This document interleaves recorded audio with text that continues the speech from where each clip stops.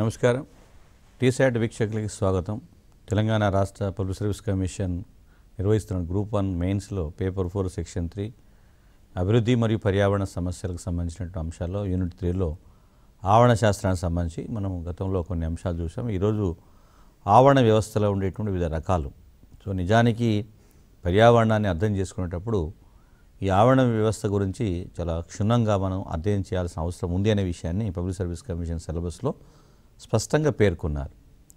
So నిజానికి ఇక్కడ మనం గమనించాల్సిందంటే ఆవరణ వ్యవస్థ సహజమైన నిర్మాణం ఏమిటి, ఆ నిర్మాణం కూడా ఏకరీతిన ఉందా లేదా అని చూసినప్పుడు సో ప్రపంచవ్యాప్తంగా ముఖ్యంగా భూగోళంపై, అది భూమిపై కావచ్చు లేదా మనకు సముద్రాల్లో కావచ్చు, జలావరణం కావచ్చు, భౌమ ఆవరణ వ్యవస్థ కావచ్చు. సో ఆవరణ వ్యవస్థలు విభిన్న రకాలుగా ఉంటాయి. సో ఒక్కొక్క ఆవరణ వ్యవస్థకి ఒక ప్రత్యేకత ఉంటుంది. కాబట్టి మనకు ప్రపంచవ్యాప్తంగా అన్ని దేశాలు కూడా వారికి ఉండేటువంటి ఆయా దేశాలకు ఉండేటువంటి భౌగోళిక నిర్మాణం ఆధారంగా ఈ ఆవరణ వ్యవస్థను సంరక్షించేటువంటి ప్రయత్నం జరుగుతున్నది. సో మనం ఇందాక ఆవరణ వ్యవస్థ గురించి గతంలో కూడా చూసాం, ఇతర సందర్భాల్లో కూడా పరిశీలించాం. అంటే జీవులకి మరియు వాటి పరిసరాలకు మధ్య నిరంతరం జరిగేటువంటి పరస్పర చర్యల సంక్లిష్ట రూపం ఏదైతుందో, ఒకటి కాంప్లెక్స్ అంటే పరస్పర చర్యల యొక్క సంక్లిష్ట రూపం అంటున్నాం మనం. అంటే జీవులకు మరియు వాటి ఆవరణానికి సంబంధించి ఈ పరస్పర చర్యల సంక్లిష్ట రూపాన్ని మనం ఆవరణ వ్యవస్థ అంటారు. సో ఇది అనుకున్నంతటువంటి అంటే ఆ స్థాయి అంటే మనం సాధారణంగా జీవులు ప్లస్ నిర్జీవులు కలిసి నివసిస్తున్నటువంటి సందర్భం ఉందంటాం. కానీ వాటి మధ్య సంక్లిష్టమైనటువంటి స్థాయిలో నిరంతరం చర్యలు జరుగుతూనే ఉంటాయి. సో జీవులు తమ జీవనానికి అవసరమైనటువంటి శక్తి వనరులను పర్యావరణం నుంచి పొందుతాయి. ఇప్పుడు పంతకు చూసాం, ఏ జీవి కూడా స్వతంత్రంగా జీవించాలి, ఇంక్లూడింగ్ మొక్కలు కూడా పర్యావరణం నుంచే తమకు కావాల్సినటువంటి శక్తిని పొందుతాయి. సో ఒక్కొక్క జీవి, ఫర్ ఎగ్జాంపుల్ శాకాహారులు, మాంసాహారులు, విచ్ఛిన్నకారులను చెప్పేటప్పుడు తమ జీవనానికి అవసరమైనటువంటి శక్తి, ఇప్పుడు మనం తినే ఆహారం కూడా వాస్తవానికి శక్తి ఏటీపీ ఎడినోసిన్ ట్రైఫాస్ఫేట్ అనేటువంటి శక్తి రూపంలో కన్వర్ట్ అయిపోతుంది లాస్ట్కి. అంటే మనం ఏది తిన్నా శక్తి కోసమే, అంటే శక్తి ఆహారం కోసం, అంటే ఆహారం in the form of energy అంటాం. సో శక్తి ఎట్లా లభిస్తుంది అంటే పర్యావరణం నుంచి లభిస్తుంది. సో మొక్కలు ఫర్ ఎగ్జాంపుల్ మనం పర్యావరణంలో సహజమైనటువంటి జీవ సంపదకి ఎగ్జాంపుల్గా మొక్కలను చూస్తాం. సో మొక్కలు ఏం చేస్తాయి, పరిసరాల నుండి నీటిని, అదేవిధంగా కార్బన్ డైఆక్సైడ్ని గ్రహించి ఈవెన్ సౌరశక్తిని కూడా తీసుకొని వాటి సాయంతో కిరణజన సమయక్రియను జరుపుకొని ఆహారాన్ని తయారు చేసుకొని వినియోగించుకుంటాయి. ఇప్పుడు ఆ ఆహారమే మనకు వివిధ రూపాల్లో, మొక్క కాండం రూపంలో నిల్వ ఉంటుంది, ఫలాలు, ఫ్రూట్స్, మనం ఏదైతే ఫ్రూట్ చూస్తున్నామో ఆ ఫ్రూట్ వాస్తవానికి మొక్క తయారు చేసుకొని స్టోరేజ్ చేసుకున్నటువంటి భాగం అది. ఆ స్టోరేజ్ చేసుకున్న భాగాన్ని మనం ఆహారంగా మనం తీసుకుంటున్నాం. లేదా మొక్క కాండంలో కూడా ఆహారం స్టోర్ చేసుకుంటుంది, అవసరాన్ని బట్టి వినియోగించుకుంటుంది. సో అట్లా మొక్కలతో సహా సమస్త జీవరాశులు కూడా మనకి పర్యావరణం నుంచి శక్తిని పొందుతాయి. కాబట్టి మొక్కల విషయానికి వస్తే మొక్కలను స్వయం పోషక అంటాం. ఇవి కిరణజన సమయక్రియలో విడుదలైనటువంటి ఆక్సిజన్ను, సో ఆ ఆక్సిజనే సమస్త జీవరాశులకి ప్రాణవాయువుగా ఉపయోగపడుతున్నది. ఇప్పుడు మనకి ప్రాణవాయువు అంటే సమస్త జీవరాశులకి కావాల్సినటువంటి, అంటే మనుగడకు అవసరమైనటువంటి ఆక్సిజను మొక్కలు మాత్రమే ఉత్పత్తి చేసేటువంటి సామర్థ్యాన్ని కలిగి ఉన్నాయి.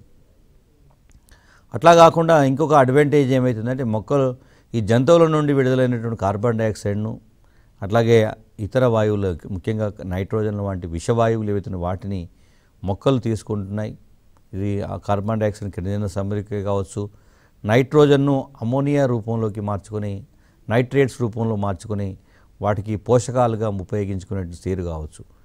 సో ఈ ఆవరణ వ్యవస్థలోని ఒక జీవ సముదాయం ఆ నిర్దిష్టమైనటువంటి ఆవరణంలో భౌతిక అంశాలకు నిరంతరం ప్రతిస్పందిస్తూ శక్తి ప్రవాహానికి సహకరించేటువంటి ప్రయత్నం జరుగుతుంది. అంటే ఏ జీవ సముదాయమైనా తను ఇండిపెండెంట్గా సపరేట్గా జీవించే అవకాశం ఉండదు. అది భౌగోళిక అంశాలకి లేదా నిర్జీవ అంశాలకి నిరంతరం స్పందిస్తూ శక్తిని పొందుతాయి. సో ఒకసారి కనుక మనం పరిశీలిస్తే ఈ ఆవరణ వ్యవస్థలో మనకి ఎట్లా ఉంటాయని చెప్తే ఇందాక డిస్కస్ చేసాం. సహజమైన ఆవరణ వ్యవస్థ ఉంటుంది, అదేవిధంగా కృత్రిమ ఆవరణ వ్యవస్థ ఉంది. సో ప్రకృతిలో సహజ సిద్ధంగా ఏర్పడ్డటువంటి వాటిని సహజమైనటువంటి ఆవరణ వ్యవస్థ అంటాం. సో సహజమైన ఆవరణ వ్యవస్థ మానవ ప్రమేయం లేకుండా ఉంటుంది. ఒకవేళ మానవ ప్రమేయం వల్ల ఏర్పడేటువంటి దాన్ని కృత్రిమమైనటువంటి ఆవరణ వ్యవస్థ అంటారు. సో ఆధునిక కాలంలో సూక్ష్మజీవ ఆవరణ వ్యవస్థ, అట్లాగే విశ్వాంతరాల జీవావరణ వ్యవస్థ అనేటి కొన్ని 2 కొత్త రకాలు కూడా ఉంటాయి. అంటే సూక్ష్మజీవులతో కూడుకున్నటువంటి ఆవరణ వ్యవస్థ ఉంది, అదే స్పేస్ విశ్వంలో కూడా అనేక జీవజాతులు ఉన్నాయి కాబట్టి విశ్వాంతరాల జీవావరణ వ్యవస్థ. సో జీవావరణ వ్యవస్థలో వీటిని కూడా ఇప్పుడు గుర్తించారు. ఇక సహజమైనటువంటి ఆవరణ వ్యవస్థను కనుక మనం చూస్తే అది విభిన్న రూపాలు కనబడుతుంది. దాంట్లో మళ్ళీ భూమిపై ఏర్పడేటువంటి వ్యవస్థను భౌమ ఆవరణ వ్యవస్థ అంటాం. భౌమ ఆవరణ వ్యవస్థ. మళ్ళీ భౌమ ఆవరణ వ్యవస్థ కూడా అనేక రూపాలు కనబడుతుంది. సో సపోజ్ పచ్చిక మైదాన రూపంలో ఉంటే దాన్ని పచ్చిక మైదాన ఆవరణ వ్యవస్థ అంటాం. అడవులతో నిండి ఉంటే అటవీ జీవావరణ వ్యవస్థ అంటాం, అదే ఆవరణ వ్యవస్థ అంటాం. అది కాకుండా ఎడారి ప్రాంతం ఉంటే దాన్ని ఎడారి ఆవరణ వ్యవస్థ అని పిలుస్తారు. ఇది భౌమ అంటే భూమిపై ఉండేటువంటి పరిస్థితులు అటు పచ్చిక మైదానంలో రూపంలో ఉండవచ్చు, లేదా అడవుల రూపంలో ఉండవచ్చు, లేదంటే ఎడారి రూపంలో ఉండవచ్చు. సో ఈ 3 రూపాల్లో కూడా మనకి అనేక జీవజాతులు నివసిస్తాయి. ఇక తర్వాత జలములో కనుక వస్తాయి, అంటే భూమిపై భూగోళంపై భౌమ ఆవరణ వ్యవస్థ ఉంటుంది, జల ఆవరణ వ్యవస్థ ఉంటుంది. సో సముద్రాలు, నదులు, జలాశయాలు, చెరువులు ఇలా అనేక రకాల నీటి వనరులతో కూడుకున్నటువంటి ఆవరణ వ్యవస్థ అంటాం. సో ఈ మళ్ళీ నీరు కూడా మనకి 2 రూపాలు, మంచినీటి రూపంలో కనబడుతుంది, ఉప్పు నీటి రూపంలో కనబడుతుంది. సో మంచినీటి ఆవరణ వ్యవస్థను మనం పరిగణలోకి తీసుకుంటే మళ్ళీ మంచినీటి కూడా మళ్ళీ 2 రకాలుగా ఉంటుంది. నిరంతరం ప్రవహిస్తూ ఉండొచ్చు. ఫర్ ఎగ్జాంపుల్ నదుల్లో మంచినీరు నిరంతరం ప్రవహిస్తూ ఉంటుంది, దాన్ని ప్రవాహ ఆవరణ వ్యవస్థ అంటాం. అలా కాకుండా కొన్ని సందర్భాల్లో నీరు ఒక ప్రాంతంలో నిలకడగా ఉండిపోతుంది. సరస్సులు లాంటి జలాశయాలని, వాటిని నిలకడైనటువంటి ఆవరణ వ్యవస్థ అంటారు. అలాగా అదేవిధంగా ఉప్పునీటి ఆవరణ వ్యవస్థ అన్నప్పుడు సముద్ర ఆవరణ వ్యవస్థ అంటాం. సముద్ర ఆవరణ వ్యవస్థ మళ్ళీ అనేక రూపాలు ఉంటాయి. ఫర్ ఎగ్జాంపుల్ తీర ప్రాంతంలో ఉండొచ్చు, సముద్ర తీర ప్రాంతం. అట్లాగే ఉపరితలంలో కూడా ఉండొచ్చు. అట్లా లోతు తక్కువ గల ప్రాంతంగా ఉండొచ్చు, లోతు ఎక్కువగా ఉండేటువంటి ప్రాంతం.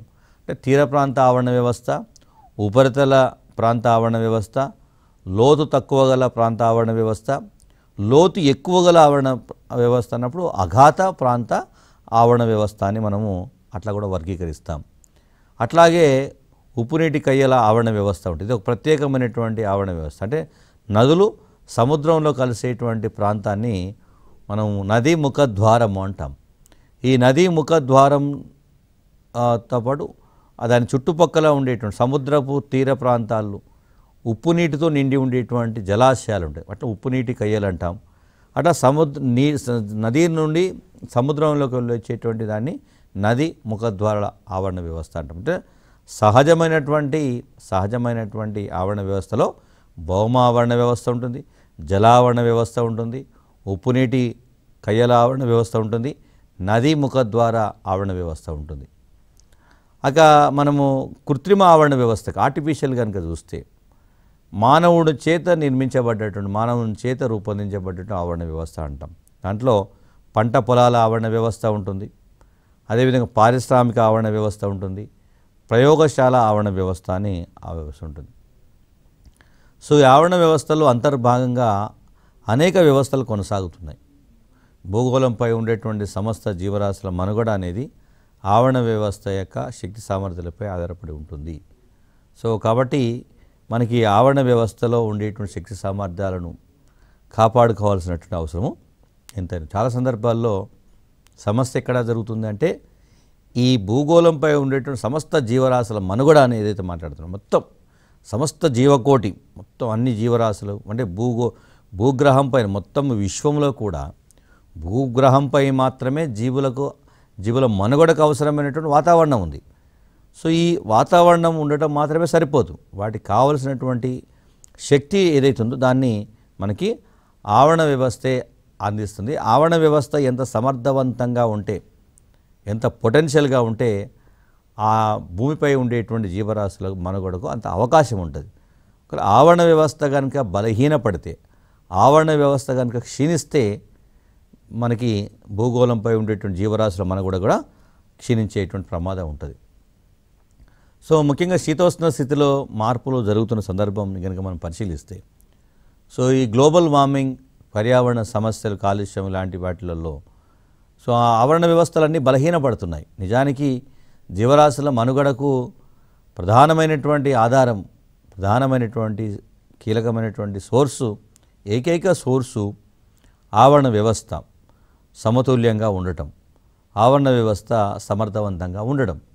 బట్ ఆవరణ వ్యవస్థ బలహీనపడుతుంది. శీతోష్ణ స్థితుల మార్పుల వల్ల, పర్యావరణ కాలుష్యం వల్ల ఫలితంగా ఈ ఆవరణ వ్యవస్థలు ఎప్పుడైతే క్షీణిస్తున్నాయో, బలహీనపడుతున్నాయో జీవ వైవిధ్యం అనేది తగ్గిపోతున్నది. అంటే ఇక ఇండైరెక్ట్ ప్రత్యక్ష సంబంధం ఉంటుంది, అనులోమానుపాతం అంటాం. అంటే ఆవరణ వ్యవస్థ ఎంత సమర్థవంతంగా ఉంటే జీవ వైవిధ్యం అంత విస్తృతంగా ఉంటుంది. ఆవరణ వ్యవస్థ ఎంత బలహీనపడితే జీవ వైవిధ్యం అంతా క్షీణించిపోతుంది. ఫలితంగా పర్యావరణ సమతుల్యము దెబ్బతింటుంది అనేటువంటి గుర్తుపెట్టుకోవాలి. సో వీటన్నింటి ఫలితంగా చివరికి ఈ ఆవరణ వ్యవస్థలో భాగంగా ఉన్నట్టు మానవ జాతి కూడా అంతరించిపోయేటువంటి ప్రమాదం ఉంది. సో మనం గుర్తుపెట్టుకోవాల్సిన సందర్భం ఏంటంటే, పర్యావరణ కాలుష్యము, శీతోష్ణ స్థితి మార్పులు, గ్లోబల్ వార్మింగు ఇవన్నీ దేనివల్ల వస్తున్నాయి అంటే మానవ చర్యల వల్ల వస్తున్నాయి. మానవ ఆర్థికపరమైనటువంటి చర్యలు, ముఖ్యంగా ఆర్థిక అభివృద్ధికి అధిక ప్రాధాన్యత ఇవ్వడం వల్ల, పరిశ్రమలను మనం పరిశ్రమల ద్వారానే ఆర్థిక అభివృద్ధి జరుగుతుందని భావించడం వల్ల, సో అభివృద్ధికి సంకేతంగా ఉన్నటువంటి పారిశ్రామికీకరణ, పట్టణీకరణ ప్రక్రియలు మానవుడు చేపట్టినందువల్ల మనకి ఈ పర్యావరణ సంక్షోభం తలెత్తుతుంది, ఆవరణ వ్యవస్థ సమతుల్యత కోల్పడుతుంది. చివరికి మిగతా జీవరాశులతో పాటు మానవుడు కూడా అంతరించిపోయేటువంటి ప్రమాదం ఉంది.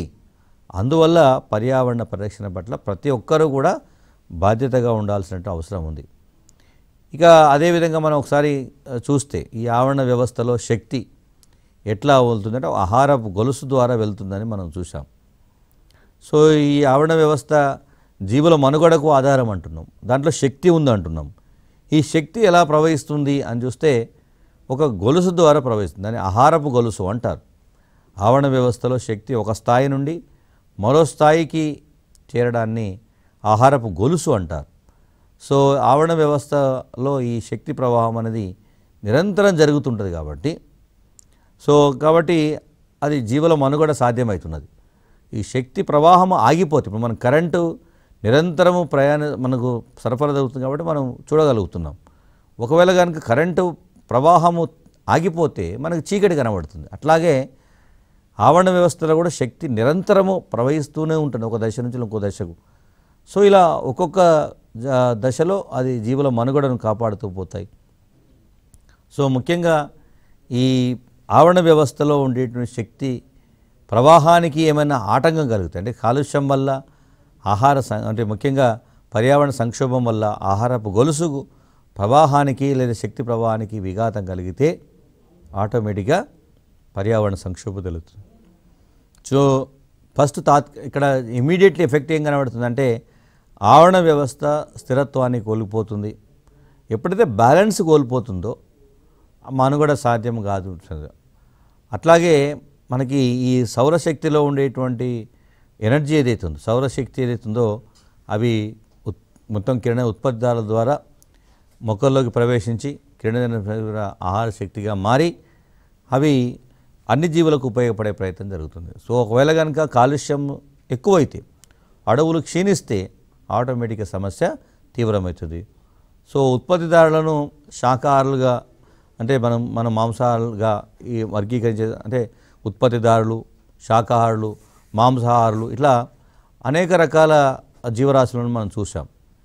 సో ఈ ఉత్పత్తిదారులను శాకాహారులు ఆహారంగా తీసుకుంటాయి, అవి తిరిగి మాంసాహారులకు ఆహారంగా ఉపయోగపడతాయి. సో ఈ ప్రక్రియలో ఆహార శక్తి అనేది ఒక పోషక స్థాయి నుండి మరొక పోషక స్థాయికి ఒక గొలుసు ద్వారా మనకి ప్రవహించేటువంటి ప్రయత్నం జరుగుతుంది. ఈ గొలుసుకు ఇబ్బంది జరగకూడదు అనేటువంటిది మనకు స్పష్టంగా గుర్తుపెట్టుకోవాలి. అంటే ఆహారపు గొలుసు అనేటువంటి భావన ఆవరణ వ్యవస్థలో చాలా కీలకమైనటువంటి అంశంగా ఉంటుంది. కాబట్టి మనం తీసుకోవాల్సినటువంటి సందర్భం ఏదైతే ఆహారపు గొలుసు అనేది మనకు కీలకమైనటువంటి అవకాశం ఉంది. కాబట్టి ఆహారపు గొలుసు మనకు చాలా కీలకమైనటువంటి అంశంగా గుర్తుపెట్టుకోవాలి. ఆహారపు గొలుసులో ఉత్పత్తిదారులు మొక్కలు మొట్టమొదటి పోషక స్థాయిలో ఉంటాయి. సో ఈ స్థాయిని ఉత్పత్తిదారుల స్థాయి లేదా పోషక స్థాయి అని అంటారు. అట్లాగే అంటే మనకు ఒకసారి గొలుసును కనుక పరిశీలించినప్పుడు అట్లాగే మొక్కలను ఆహారంగా స్వీకరించేటువంటి శాఖాహారులు ఉంటాయి. వాటిని ద్వితీయ పోషక స్థాయి లేదా ప్రాథమిక వినియోగదారుల స్థాయి అంటారు. ఇట్లా వేరువేరు పదాలతో వాటిని మనం పిలిచే ప్రయత్నం చేస్తాం. అదేవిధంగా ప్రాథమిక మరియు ద్వితీయ పోషక స్థాయిలపైన ఆధారపడి జీవించేటువంటి జీవులు ఉంటాయి. వాటిని సర్వభక్షకాలు లేదా తృతీయ పోషక స్థాయి జీవులు లేదా ద్వితీయ వినియోగదారుల స్థాయి అని కూడా పేర్కొంటారు. సో ఇవన్నీ కూడా ఏంటంటే ఒక ఆవరణ వ్యవస్థలో ఉండేటువంటి ఒక సంక్లిష్టమైనటువంటి నిర్మాణాన్ని సూచించేటువంటి భావనలుగా గుర్తుపెట్టుకోవాలి. అట్లాగే మనకి ప్రాథమిక మరియు ద్వితీయ వినియోగదారులు, ప్రాథమిక వినియోగదారులు ఇట్లా అనేక రకాల దశలు ఉంటాయి. ఈ మాంసాహారులు ఏవైతున్నాయి అంటే వినియోగదారులపై ఆధారపడేటువంటి వాటిని మాంసాహారులను చతుర్థ పోషక స్థాయి జీవులు లేదా తృతీయ వినియోగ స్థాయి అని చెప్తారు. అదేవిధంగా మానవుడు సర్వభక్షకారి కాబట్టి ఆమ్నిపోటెంట్ అంటాం. ఆహారపు గొలుసులో ఒకటి కంటే ఎక్కువ పోషక స్థాయిలను ఆక్రమించేటువంటి ప్రయత్నం అంటే అటు శాకాహారిగా మాంసాహారిగా సో ఉండేటువంటి సందర్భం ఉంది. సో ఇట్లా ఈ ఆహారపు గొలుసులో శక్తి ప్రవాహం అనేది ఎట్లా జరుగుతుందని చేస్తే ఉత్పత్తిదారుల నుండి ఫస్ట్ అంటే మొక్కలు సూర్యరశ్మిని తీసుకొని వాతావరణం ఉండేటువంటి కార్బన్ డైఆక్సైడ్ని తీసుకొని నీటిని తీసుకొని కిరణజన సమీకరణ ద్వారా కార్బోహైడ్రేట్స్ని తయారు చేసుకునే ప్రక్రియ జరుగుతుంది. సో ఈ శక్తి ఉత్పత్తిదారుల నుండి ఫస్ట్ ప్రాథమిక వినియోగదారులైనటువంటి శాకాహారులకు వెళ్తుంది. అక్కడి నుండి ద్వితీయ వినియోగదారులకు, అక్కడి నుండి తృతీయ వినియోగదారులకు, ఇలా ప్రతి దశలో ప్రతి పోషక స్థాయిలో ఆ మార్పిడి జరిగేటప్పుడు శక్తి నష్టం జరుగుతుంది. అంటే వాతావరణంలోకి విడుదలవుతుంటుంది. అది ప్రతిదీ ఇప్పుడు 100 మనం మొక్కను సపోజ్ మనం వరి ధాన్యం వేసామనుకోండి. సో దాని నుంచి మనం ఎంత తీసుకోవడం వరి ధాన్యాన్ని తీసుకుంటాం. మళ్ళీ వరి పొట్టు లేదా మిగతా భాగం ఏదైతే అది పర్యావరణంలోనే భాగమైపోతుంటుంది. అంటే ఎట్లా ఇప్పుడు మనం పంటలు పండించేటప్పుడు మొక్క మొత్తాన్ని మనం ఆహారంగా తీసుకోలేము. మొక్కలో ఒక భాగాన్ని ఆహారంగా తీసుకుంటాం. అట్లాగే ఈ ఆవరణ వ్యవస్థలో శక్తి ఏదైతుందో ఒక దశ నుండి మరొక దశకు చేరుకునే సందర్భంలో పూర్తి స్థాయిలో మార్పిడి జరగదు. అది వేరే రూపంలో ఉపయోగం. కాబట్టి మిగతా శక్తి కొంత శక్తిని మాత్రమే జీవులు వీధి, మిగతా శక్తి పర్యావరణంలోకి విడుదలవుతుంది. శక్తి ఒక రూపం నుంచి మరో రూపంలోకి పూర్తి స్థాయిలో మారదు అనే విషయాన్ని గుర్తుపెట్టుకోవాలి. ఇలా ఈ వలలాగా ఈ శక్తి ఎట్లయితే ఒక ఆవరణ వ్యవస్థలో వివిధ పోషక స్థాయిలతో కూడినట్టు ఒక ఆహారపు గొలుసు ఉంటుంది. అవి ఒకదానితో ఒకటి కలిసి ఒక ఆహారపు వలలాగా ఏర్పడతాయి. మనం అందుకే చాలా సందర్భాల్లో ఒక మొక్కను నరికివేస్తే లేదా ఒక జంతువును మనం క్షీణింపజేస్తే ఇబ్బంది పెడితే అది ఆ జీవికి మాత్రమే పరిమితం అవుతుంది అనుకోవడానికి లేదు. ఎందుకంటే ఆ ఆవరణ వ్యవస్థలో ఉండే సమస్త జీవరాశులన్నీ కలిసి ఒక వల మాదిరిగా ఏర్పడతాయి. అంటే వలలో మనం ఎక్కడ బ్రేక్ జరిగినా కానీ ఆటోమేటిక్గా ఆవరణ వ్యవస్థ తన సమతుల్యతను బ్యాలెన్స్ను కోల్పోతుంది. సో కాబట్టి మనం జీవ వైవిధ్యాన్ని కాపాడాలి. ఈ సృష్టిలో ఉండే ప్రతి మొక్క ప్రతి జీవి నీకు ప్రత్యక్షంగా ఉపయోగపడుతుందా లేదా అనేది సంబంధం లేదు. బట్ ప్రతి జీవరాశి మనుగడ సాగిస్తేనే ఆవరణ వ్యవస్థ సమతుల్యంగా ఉంటుంది, బ్యాలెన్స్గా ఉంటుంది అనేటువంటిది మనకు అర్థమవుతున్నటువంటి సందర్భం ఉంది.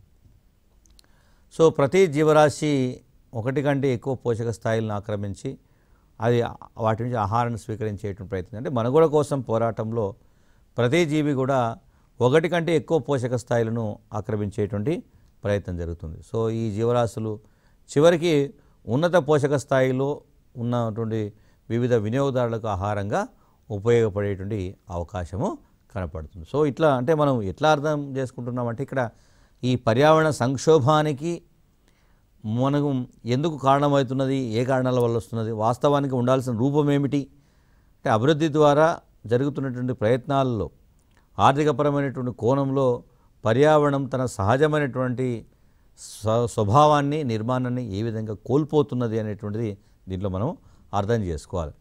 కాబట్టి ఇలాంటి జీవరాశులు అనేకం ఒకదానితో ఒకటి కలిసి ఒక వల లాంటి నిర్మాణం ఏర్పడతాయి. కాబట్టి దాంట్లో ఏ ఒక్క జీవరాశిని మనం బ్రేక్ చేసినా, ఏ కొరకు జీవరాశికి మనం ఇబ్బంది కలిగించినా ఈ వల అనేది, ఆహారపు వల అనేది, ఫుడ్ వెబ్ ఏదైతుందో అది బలహీనపడుతుంది, ఆవరణ వ్యవస్థ క్షీణిస్తుంది అనేటువంటి సందర్భాన్ని గుర్తుపెట్టుకోవాలి. సో ఆహార శక్తి అనేటువంటిది కూడా అది వివిధ దశలు దారుకుంటుంది.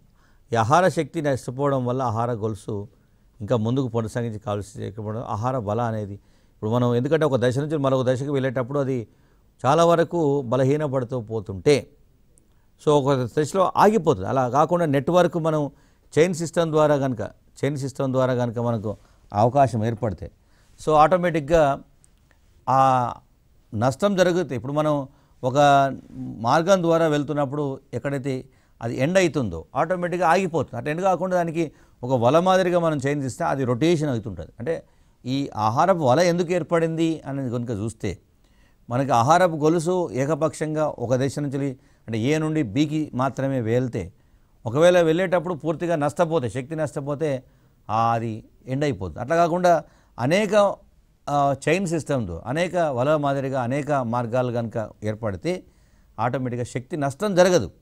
శక్తి నష్టం జరగకుండా ఉండాలి. శక్తి వివిధ అదే వలలో ప్రవహిస్తూ ఉండటం వల్ల ఆవరణ వ్యవస్థ నిలకడగా ఉండేటువంటి అవకాశం ఉంటుంది. సో ఆవరణ వ్యవస్థ యొక్క స్థిరత్వాన్ని కాపాడడానికి ఈ ఆహారపు వల్ల అనేక విధాలుగా ఉపయోగపడుతుంది. సో మనకి అనేక రకాల ఆవరణ వ్యవస్థలు చూస్తాం కదా.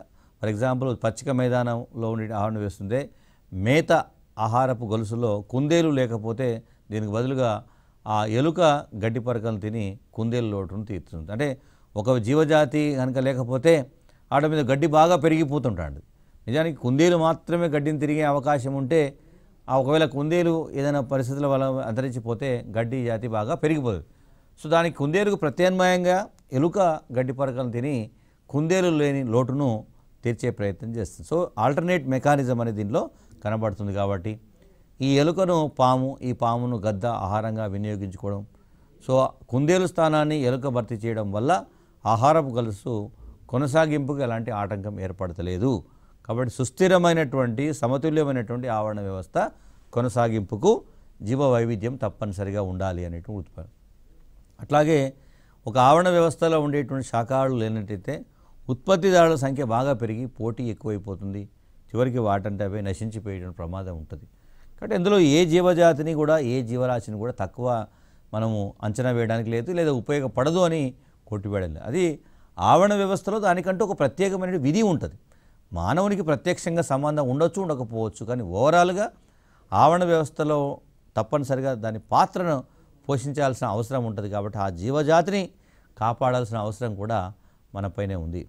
సో అన్ని నిరంతరము మనం కొన్ని జీవులు అంతరించిపోతాయి, కొన్ని జీవులు చనిపోతాయి, కొన్ని జీవులు మళ్ళీ ఆవిర్భవిస్తున్నాయి. అంటే ఆవరణ వ్యవస్థలో మనం ఏ జీవి కూడా శాశ్వతంగా ఉండదు. మన జీవుల జాతికి ఒక నిర్దిష్టమైన జీవితకాలం ఉంటుంది. ఈ జీవితకాలం పూర్తయ్యే లోపు అవి తమ సంతానాన్ని ఆవరణ వ్యవస్థకు అందించే ప్రయత్నం చేస్తాయి. మనం అందుకే చాలా సందర్భాల్లో మానవుడు మాత్రమే సంతానాన్ని పొందుతాడు, మానవుడు మాత్రమే సంతానానికి కావలసిన విధంగా కష్టపడతాడు అనుకుంటాం. కానీ ఈ సృష్టిలో ఉండేటువంటి ప్రతి జీవజాతి కూడా సంతానాన్ని పొందడం, ఆ సంతానాన్ని సంరక్షించడం, ఆ సంతానాన్ని మళ్ళీ ప్రకృతికి అందించడం అనేది ప్రతి జీవజాతిలో కనబడుతుంది. అందుకే ఆ మాటకు వస్తే ప్రత్యుత్పత్తి రేటు మనకి మిగతా చిన్న చిన్న స్థాయి జీవుల్లో ఎక్కువగా ఉంటుంది. ఇప్పుడు చీమలు, పాములు ఇట్లాంటి వాటిని మనం చూసినప్పుడు కొన్ని వందల సంఖ్యలో వాటిని ఉత్పత్తి చేయడం వెనుక ఉన్న ఉద్దేశం అనేది సర్వైవల్, మనుగడ సాధించే సామర్థ్యం ఏదైతుందో అది అంటే నష్టపోయే ప్రమాదం ఉంది అన్నప్పుడు ఎక్కువ సంఖ్యలో సంతానం పొందుతారు. ఈవెన్ మనకు మానవ జనాభాకు సంబంధించి కూడా వైద్య విధానాలు అందుబాటులో లేనటువంటి కాలంలో ఒకప్పుడు 100 సంవత్సరాల క్రితము ప్రతి కుటుంబంలో కూడా అత్యధిక మంది సంతానాన్ని పొందేవాళ్ళు. ఎక్కువ మంది సంతానాన్ని ఎందుకు పొందేవాళ్ళు అంటే సర్వైవల్ కెపాసిటీ అనేది ప్రజాతిగా, అంటే ఎంతమంది బతుకుతారో ఎంతమంది చనిపోతారో తెలియదు కాబట్టి, వైద్యం అందుబాటులో లేదు కాబట్టి సాధ్యమైనంత వరకు ఎక్కువ మందిని సంతానంగా పొందేటువంటి భావన ఉండేది. సో కాబట్టి అలా ఆ భావన ఇవి జీవరాశుల్లో ఇప్పటికీ మిగతా కొనసాగుతుంది.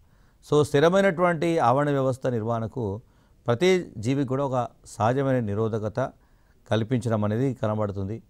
ఆవరణ వ్యవస్థ ఇలా ఉంటే దానికి ప్రత్యేకమైన కొన్ని విధులు ఉన్నాయి. ఇప్పుడు ఇట్లా ఈ ఆవరణ వ్యవస్థకు ఉండేటువంటి విధులను కూడా చాలా కీలకం. ఇది మెయిన్గా ఏంటంటే పర్యావరణ సమతుల్యతను కాపాడుతుంది. ఆవరణ వ్యవస్థ అనేది చాలా కీలకమైనటువంటి భాగంగా ఉంటుంది. ఆవరణ వ్యవస్థ అంటే పర్యావరణం అంటే ఆవరణ వ్యవస్థ.